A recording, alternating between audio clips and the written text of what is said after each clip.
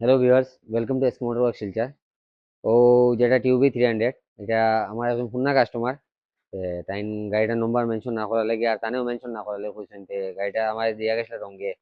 আপনারা দেখতে পারবা এই গাড়ির মধ্যে আমরা ডিক্কি আর বনেট আর ও সামনের পার্ট ওগুলা করছি না রং, বাকি দুইও সাইড পিছনে বাম্পারটা রং করছি। তো এই গাড়িটা তাই বদরপুর কোন জায়গায় রং করাইছিলা? রং করানি পরে এগু মানে বুঝা হইব, আপনারা দেখতে পারো বিফোর শুটের মধ্যে যেন কিরকম বহুত জাবড়া রং করা হয়েছিল। মানে দরজার বিটর তলিটা পুরা ফসা একবারে ওলা জঙ্গার রয়েছে দেখা যায়, ওটার মেয়ে রং মারা হয়ে গেছে। জানিটা দেখে যেন খারাপ লাগে, তাই কইছি না এখানে আবার হয়েছে না রং, এখানে ও দেখে আবার আমার এই সময় একটু খারাপ পাইবে না ভাই। সে বদরপুরতে শিলচা আইতে কষ্ট হয়ে যায়, তোরা দিনও আর খরচও বেশি, লেগে আইতাম পারছি না। ফইলা নিলে ফইলেও আনলে তোমার লাভ হইলো না। তো গাড়ি আমি এটা রং করছি। আর গাড়ির লুকসও আপনারা দেখবা ভিডিওর মধ্যে কিরকম হয়েছে, মানে ইউনিক মানে এই গাড়ি পুরো একদম ব্ল্যাক গাড়ি, এমনি অরিজিনাল সুন্দর লাগে। তো আপনারা দেখুন ভিডিওটা পুরো লাস্ট পর্যন্ত, কিরকম হয়েছে কিরকম না আপনারা কমেন্টে জানাইবা। আর ভিডিও ভালো লাগলে ভিডিও লাইক শেয়ার করে দিবা, আমার পেজটা জরুর ফলো করে রাখবা।